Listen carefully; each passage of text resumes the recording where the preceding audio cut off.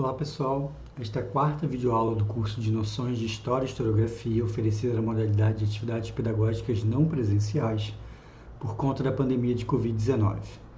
Como eu já havia feito na semana retrasada, essa aula 4 também está dividida em dois vídeos e esse é o primeiro deles. Nessa semana, nós vamos iniciar um novo tema, a escrita da história. E esta é a primeira de duas aulas em que faremos uma breve introdução à história da historiografia. E aí, tudo bom com vocês? Bom, nas primeiras semanas desse curso a gente deu um mergulho bem profundo sobre uma questão que a princípio poderia parecer bem simples, né? O que é história?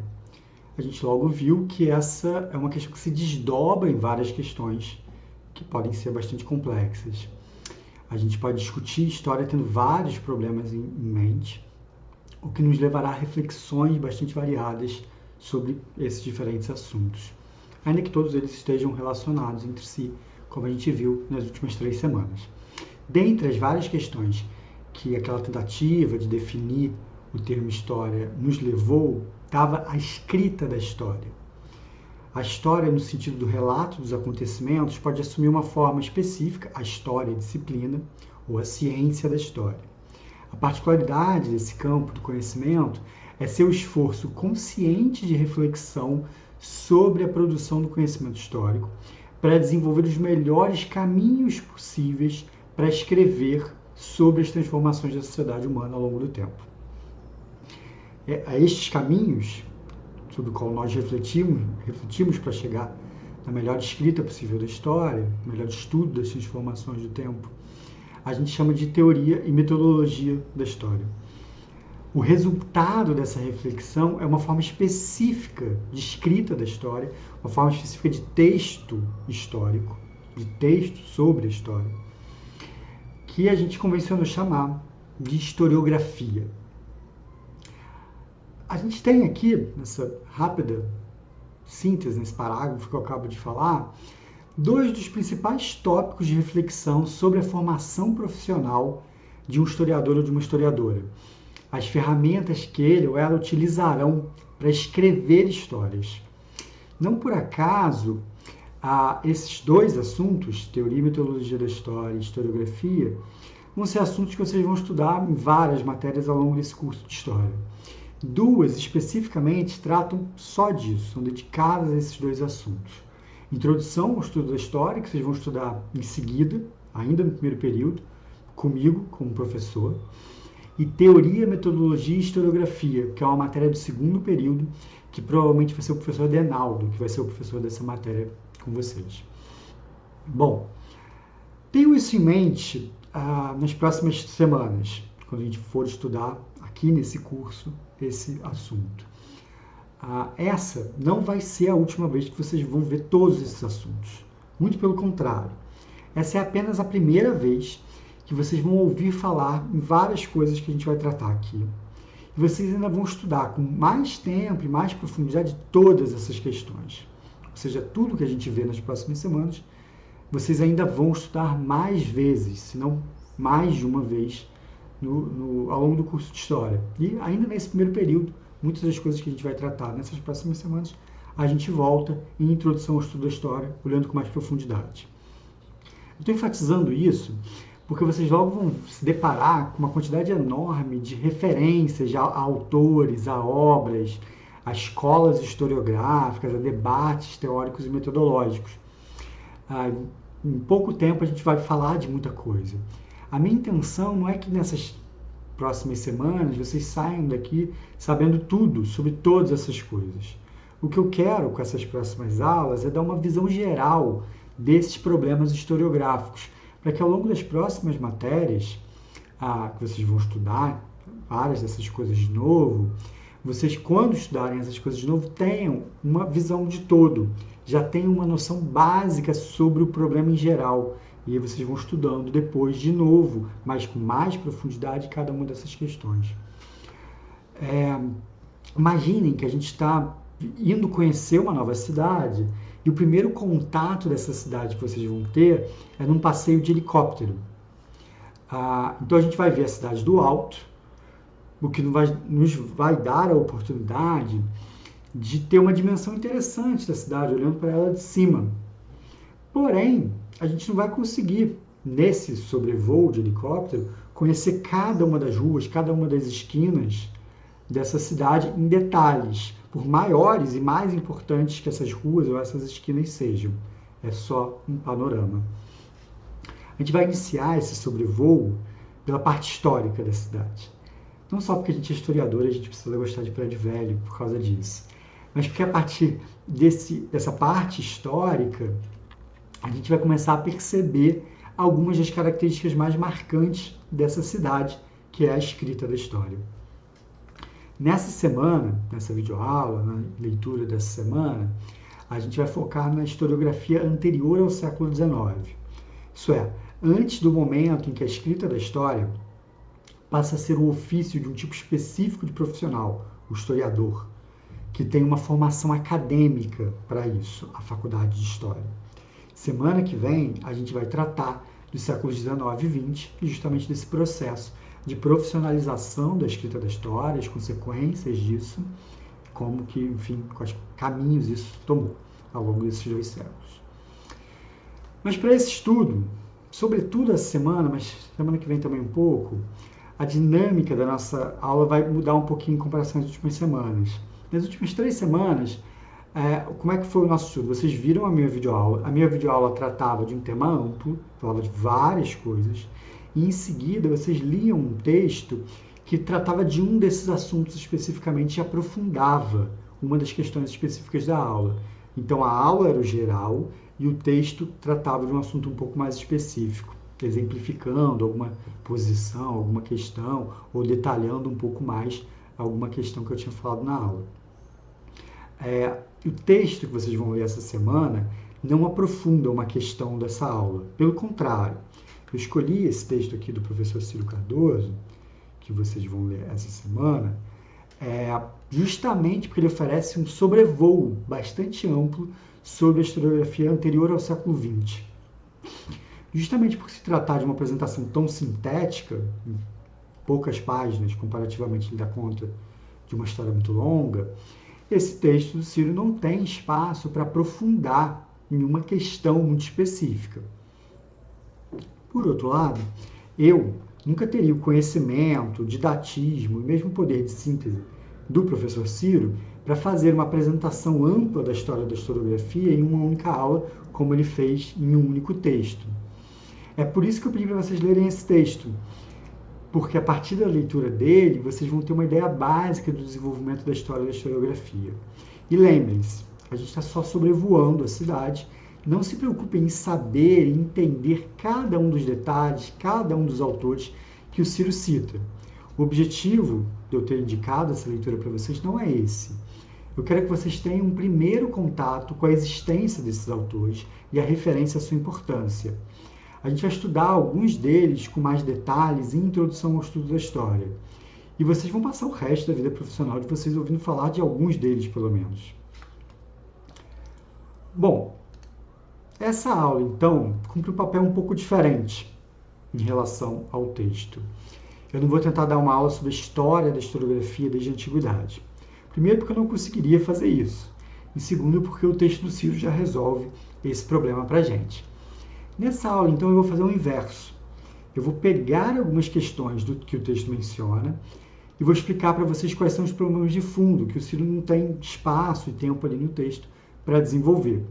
Ou seja, o texto é o mais geral e a minha aula trata de algumas questões específicas no texto.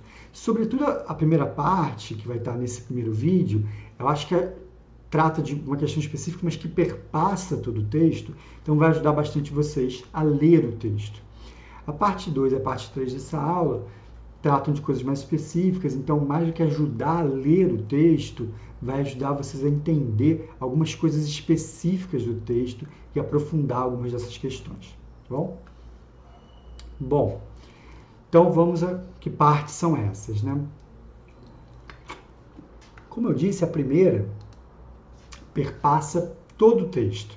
Afinal de contas, o título do texto é Um Panorama da Historiografia Ocidental. Mas o que é um panorama da historiografia ocidental? Isso leva a gente ao nosso velho conhecido problema de definição de história, e aqui no caso de historiografia. Na parte 1 dessa aula eu vou aproveitar para fazer uma rápida síntese do que a gente estudou na parte 1 e relacionar com o que é, afinal de contas, uma história da historiografia. Então, o primeiro vídeo dessa aula, além dessa introdução aqui que eu estou fazendo agora, tem essa primeira parte. Definido o que é a historiografia, a gente pode se colocar um problema histórico sobre ela. Quando isso surgiu? E aí a gente vai para o segundo vídeo dessa videoaula, começando pela parte 2. Vocês logo vão ver que a resposta a essa pergunta, né, como que a historiografia surgiu, não é uma questão tão simples quanto a resposta tradicional que existe a ela, com Heródoto e Tucídides na Grécia Antiga, pode nos fazer acreditar. E mais interessante, estudar o surgimento da historiografia na Antiguidade não nos permite apenas saber quando e como ela nasceu, se foi mesmo na Grécia, se foi antes, mas nos leva a refletir sobre o que é a historiografia e para o que ela serve. E esta reflexão serve, inclusive, para pensarmos a historiografia no nosso mundo, a partir dessa reflexão, desse estudo histórico. Então, esses assuntos, né, essa reflexão a partir desse estudo de quando a historiografia surgiu, é o assunto da parte 2. Na última parte do vídeo, a gente vai desenvolver duas questões gerais que eu acredito que o estudo da história da historiografia pode nos ajudar a pensar sobre a teoria da história, em geral. E o Ciro cita, ao longo dos exemplos, dos casos que ele vai analisando, ao longo da história que ele faz, ele fala desses dois assuntos. Quais são? Primeiro, a forma como os diferentes historiadores em diferentes sociedades pensaram a explicação dos fenômenos históricos, ou seja, o que explica os acontecimentos, os eventos históricos. E, em segundo lugar, como que eles estudam, como que eles buscam fontes para informar a sua escrita da história, para saber o que aconteceu e como aconteceu no passado. Bom, e como sempre, eu encerro a aula repassando as atividades que vocês têm para fazer essa semana. Aqui vale de sempre, vocês podem assistir a aula toda de uma vez, vocês podem assistir cada um dos dois vídeos separadamente, primeiro um, depois o outro, ou vocês podem, mesmo dentro de cada um desses vídeos, assistir por parte, assistindo cada parte de uma vez. Façam do jeito que for mais proveitoso para o estudo de vocês e que caiba no tempo que vocês têm para dedicar a isso. Deixa eu começar logo essa aula, que essa introdução já está muito longa, né? Então, vamos à primeira parte. Bom, para a gente entender o que está em discussão no tema 2, né, a escrita da história, vamos começar pelos nossos velhos conhecidos do tema 1. A gente viu que a palavra história pode se relacionar com duas ideias fundamentais. A história no sentido de Resgesta, que é a história acontecimento, as coisas que aconteceram, e a história no sentido de Historia Rerum Gestarum, isso é, a história-relato, relato dos acontecimentos. Quem estiver bem atento nesse momento na aula, pode sentir falta, nessa minha rápida síntese, de algumas outras ideias importantes que a gente viu que o tema história se relaciona. Mas eu quero mostrar para vocês agora que é possível pensar esses outros sentidos como parte da reflexão sobre a história-relato, sobre a história Rerum Gestarum. Um primeiro sentido é o de narrativa. Quando eu falo, por exemplo, que eu vou contar uma história, perceba, eu estou fazendo referência à história-relato. Se aceitarmos tratar sob o mesmo guarda-chuva, o mesmo termo, tanto histórias ficcionais quanto as não ficcionais, narrativa deixa de ser mais um significado de história e passa a ser apenas a forma discursiva que o relato, que a história-relato pode assumir. Cabe aqui aquela discussão toda que a gente fez na semana 2, sobre se o relato histórico necessariamente assume a forma de uma narrativa ou não. Mas mesmo que a resposta seja não, a narrativa permanece como uma das formas que a história-relato, das formas discursivas que a história-relato pode assumir. Um outro sentido, que é a minha primeira fala ali, que a história Resgesta ou história Rerum Gestarum poderia estar perdendo, é o de história-disciplina. né, o nome próprio da nossa área de conhecimento, da nossa ciência. Pois bem, como a gente viu semana passada, a história-disciplina pode ser entendida como parte de uma coisa maior, a cultura histórica de uma sociedade. Em conjunto com outros discursos sobre a história, como as tradições, as memórias, ficções de conteúdo históricos como livros ou filmes, entre muitas outras coisas, a história-disciplina constitui um vasto repertório de histórias-relato.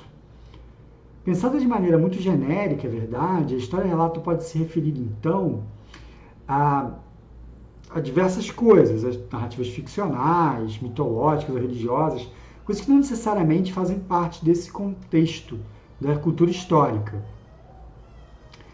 que não tenham propriamente um conteúdo histórico, são apenas contação de história, mas não tem conteúdo histórico. Mas, de toda forma, a cultura histórica permanece aqui como parte dos conteúdos possíveis da história-relato. Ou seja, a história-relato pode tratar de várias coisas, não só da cultura histórica, mas a cultura histórica é um dos conteúdos possíveis da história da história-relato. É um bebê chorando. Temos um recém-nascido na vizinhança agora. Essa síntese que eu acabo de fazer aqui, então, ela é uma síntese das coisas que a gente estudou nas últimas 3 semanas. Vamos olhar com mais detalhe, então, a relação entre a história-disciplina e esses outros discursos históricos para entender especificamente ao que as pessoas se referem quando elas falam de historiografia, que é o assunto da aula de hoje e da aula de semana que vem. Bom, a cultura histórica é, em resumo, um conjunto de discursos históricos que os diferentes grupos sociais de uma dada realidade performam, realizam, discursam, fazem acontecer em suas relações sociais. Esses discursos podem assumir formas muito variadas, mas para nossa reflexão aqui eu vou focar em 2 tipos de formas que o discurso histórico, o discurso de conteúdo histórico pode assumir. A transmissão escrita ou a transmissão oral. Repare que fica aqui de fora uma série de possibilidades que não se encaixam bem nenhuma nem na outra e que a gente tratou na semana passada, quando a gente falou da construção de memórias, né, como os monumentos ou as obras de arte ou outras coisas. Mas a comparação entre essas 2 coisas, transmissão escrita e transmissão oral dos discursos de conteúdo histórico, vai permitir a gente entender melhor o conceito de historiografia, que é onde a gente quer chegar na aula de hoje. A transmissão oral diz respeito a discursos que são enunciados e desenvolvidos através da fala, através da oralidade, sem serem estabelecidos de uma forma escrita. São passados à frente, passados adiante, circulam através de algum tipo de discurso, através da fala, da oralidade. A transmissão escrita se refere, por outro lado, a discursos escritos, que são estabelecidos em texto, sejam aqueles que são desde o início criados como um texto, sejam aqueles discursos que são o estabelecimento escrito de algo que antes circulava, antes era dito, era anunciado oralmente. Um exemplo clássico sobre isso são os relatos míticos sobre heróis ou deuses de um grupo específico, por exemplo, de uma sociedade, ou de um povo específico, ou de um grupo dentro desse povo, dentro dessa sociedade. Eles podem ser repassados oralmente por gerações e gerações, até que eventualmente podem receber uma formulação escrita. Os relatos sobre a Guerra de Troia, por exemplo, na Grécia Antiga, eles foram cantados em verso por poetas através de séculos, oralmente, mas receberam em algum momento uma versão escrita, que tradicionalmente se convencionou atribuir a um poeta chamado Homero, e recebeu o título de Ilíada. Então a Ilíada é uma poesia épica, um texto escrito, mas que era o estabelecimento escrito de uma tradição oral que cantava aqueles versos. Esses relatos faziam parte da cultura histórica dos gregos, primeiro transmitidos oralmente e depois transmitidos por uma versão escrita. Os elementos da cultura histórica de um povo, uma sociedade, um grupo social específico, podem ser estudados por historiadores interessados em conhecer a noção de tempo e de transformação histórica que uma cultura específica tem. Ou seja, a gente pode estudar esses relatos, esses discursos de conteúdo histórico, para tentar entender como que uma determinada sociedade, como era a cultura histórica de uma determinada sociedade, sobre como eles pensavam o tempo, sobre como eles pensavam as causas das transformações históricas, como eles pensavam as transformações históricas. É disso que o texto do Ciro, vocês vão ver, está tratando, quando ele fala que determinadas sociedades possuem, são marcadas por um tempo cíclico ou por um tempo linear, por exemplo. O que ele está discutindo é a cultura histórica daquela sociedade é marcada por relatos, por discursos que entendem o tempo como um eterno retorno às condições iniciais ou como um desenvolvimento que tem início, meio e fim. Outras coisas, como os fenômenos naturais, sobrenaturais ou sociais, que são tratados como os motores das transformações naquela sociedade, também podem ser estudados a partir dessa análise dos discursos de conteúdo histórico, ou seja, a partir do estudo da cultura histórica de uma determinada sociedade. E o Ciro trata disso no texto dele.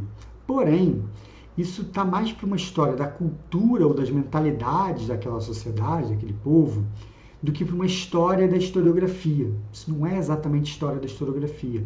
Isso é história da cultura, das mentalidades daquele povo. Mas então, o que é uma história da historiografia? E por que o Ciro, num texto fazendo história da historiografia, cita essas coisas, né? Cita, analisa, menciona coisas ligadas a uma história da cultura histórica, num texto que é um panorama da historiografia ocidental.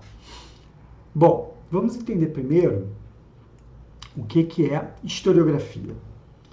Quase todas as sociedades que desenvolveram formas de escrita, que tinham a transmissão escrita desses discursos, acabaram desenvolvendo textos de conteúdo histórico. Eles estabelecem relatos sobre alguma coisa histórica, mas não necessariamente textos históricos. A Ilíada, que eu mencionei há pouco, por exemplo, é um texto de conteúdo histórico, trata de um assunto que é remetido, é tratado como histórico pelos gregos, a guerra de Troia. Mas não é um texto historiográfico, é uma poesia épica. Tem uma outra forma, tem uma outra dinâmica, tem outros objetivos. Mas o que faz um texto ser historiográfico?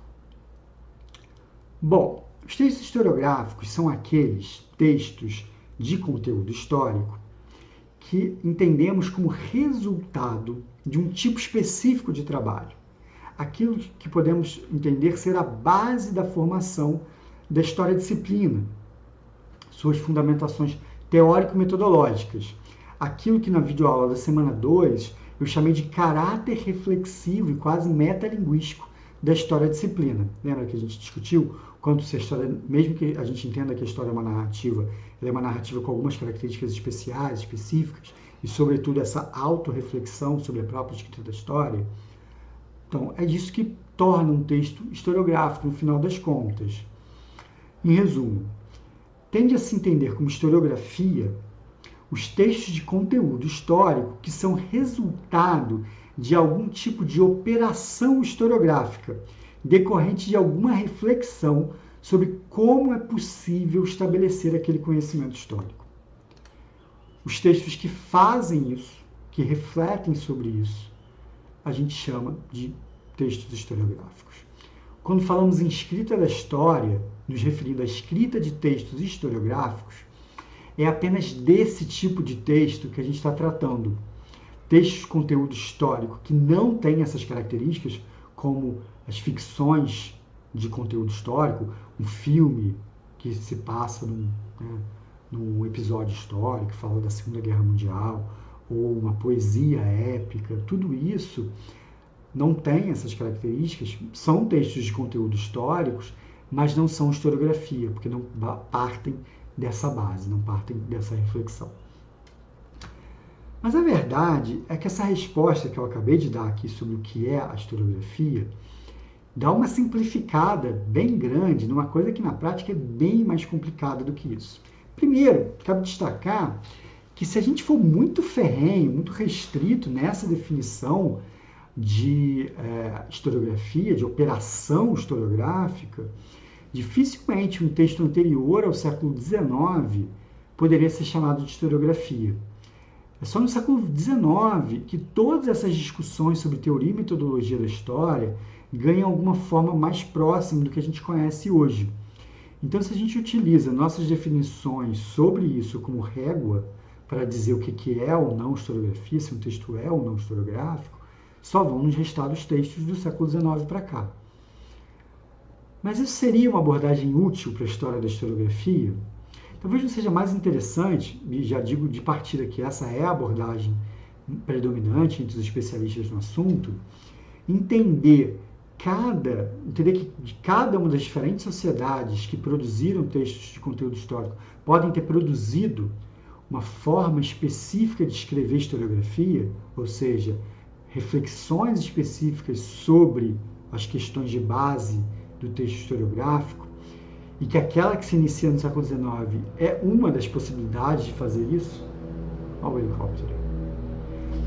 E é interessante pensar sobre essas que surgem a partir do século XIX, mas não é interessante a gente também pensar sobre as outras formas ao longo da história que se desenvolveram? Mas aí a gente cai num outro problema, numa outra questão. Como estabelecer, dentro dessa diversidade da história da historiografia, uma definição que seja, ao mesmo tempo, ampla o suficiente para dar conta das diferentes práticas de escrita da história que aparecem ao longo do tempo. Então, a definição tem que ser ampla o suficiente para dar conta da diversidade. Mas, ao mesmo tempo, ela precisa ser uma definição específica, ter um critério unificado que permita diferenciar esses textos historiográficos desses outros textos todos que têm conteúdo histórico em geral em cada uma das culturas históricas. Ou seja, precisa ter um conceito que seja vago o suficiente, amplo o suficiente, para que a gente coloque na mesma caixinha o texto historiográfico grego, o texto historiográfico da Idade Média, o texto historiográfico da China Antiga e o texto historiográfico do mundo contemporâneo. Mas, ao mesmo tempo, ele não pode ser amplo demais, porque senão tudo vai caber nele, inclusive os textos de conteúdo históricos, que claramente são diferentes dos textos historiográficos, como, por exemplo, a poesia épica ou os filmes de conteúdo histórico. Como achar esse meio termo aí na definição de historiografia?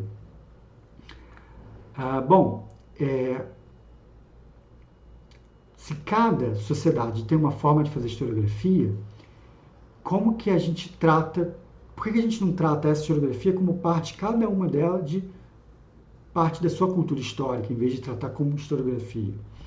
Como encontrar esses critérios para unificar num único conceito, historiografia, todas essas práticas que são tão diversas?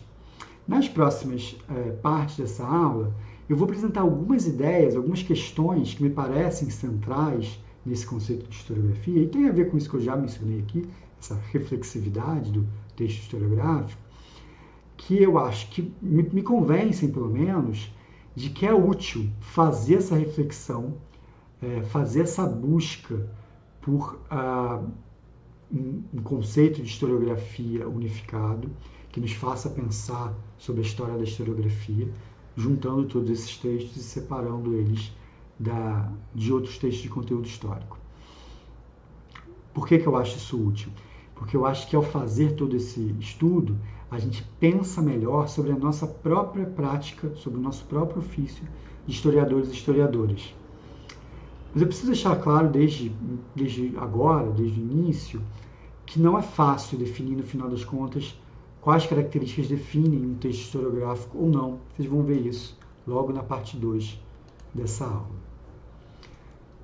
Bom, de toda forma, definido historiografia dessa maneira, por que o Ciro não foca apenas nisso, não trata apenas dos textos historiográficos? E acaba falando também das noções de história no sentido mais amplo da cultura histórica de determinadas sociedades? Aqui a resposta é mais fácil.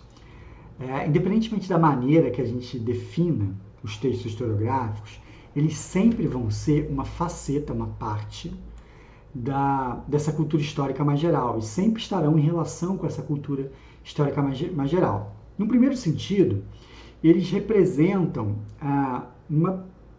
um exemplo, de certa maneira, dessa cultura histórica geral. Então, eles são influenciados sempre por essa cultura histórica mais geral.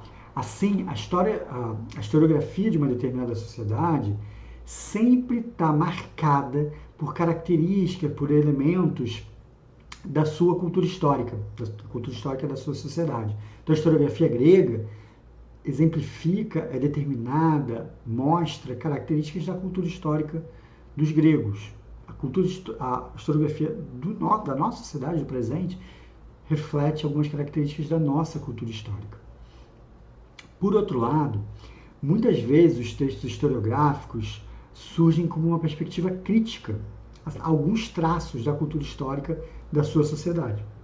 Esses textos críticos, inclusive, costumam ser alguns dos mais interessantes da historiografia de cada uma dessas sociedades, de uma determinada época.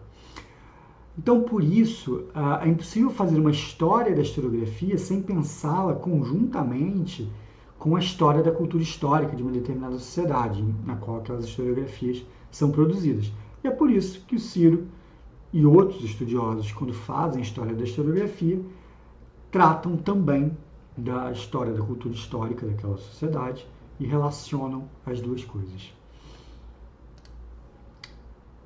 Um último aspecto, para terminar esse primeiro vídeo e essa primeira parte da aula, um último aspecto geral que precisa ser destacado do panorama composto pelo texto do Ciro é que ele trata da historiografia ocidental. O título faz referência a isso.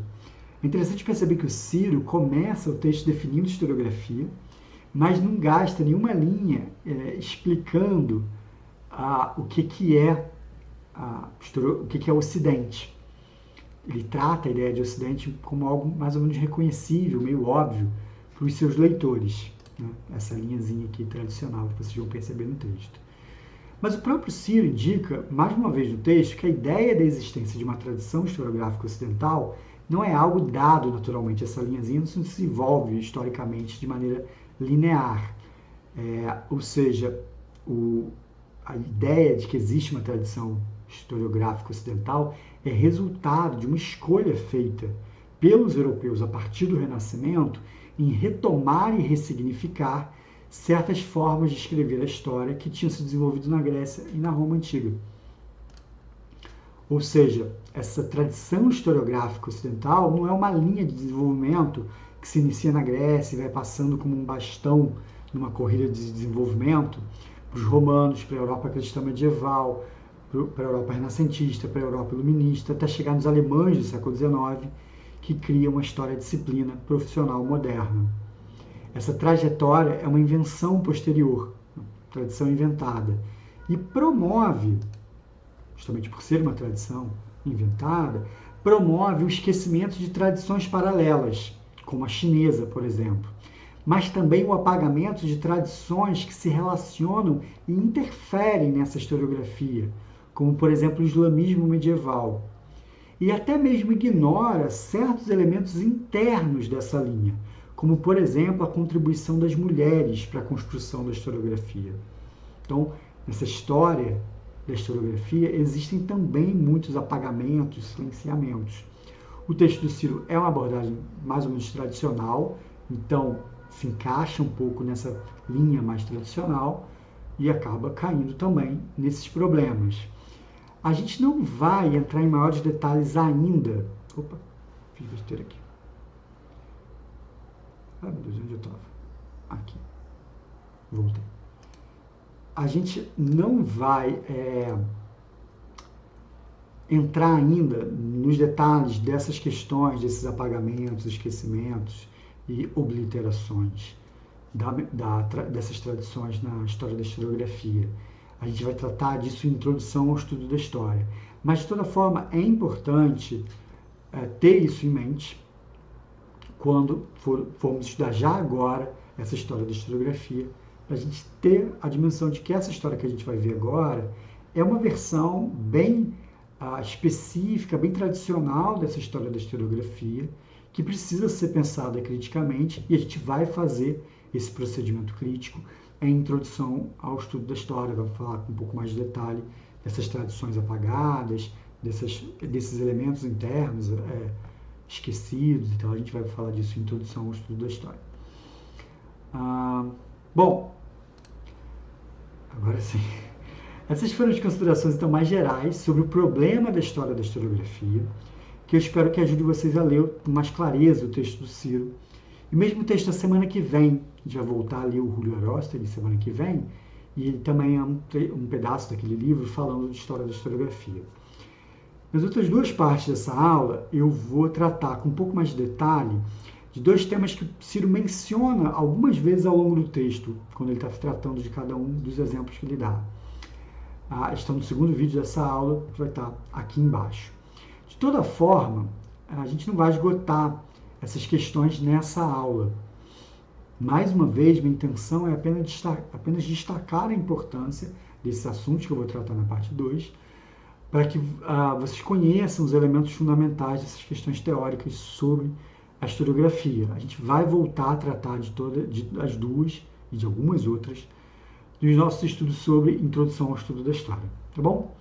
Então, até daqui a pouco no vídeo aqui embaixo. Um abraço.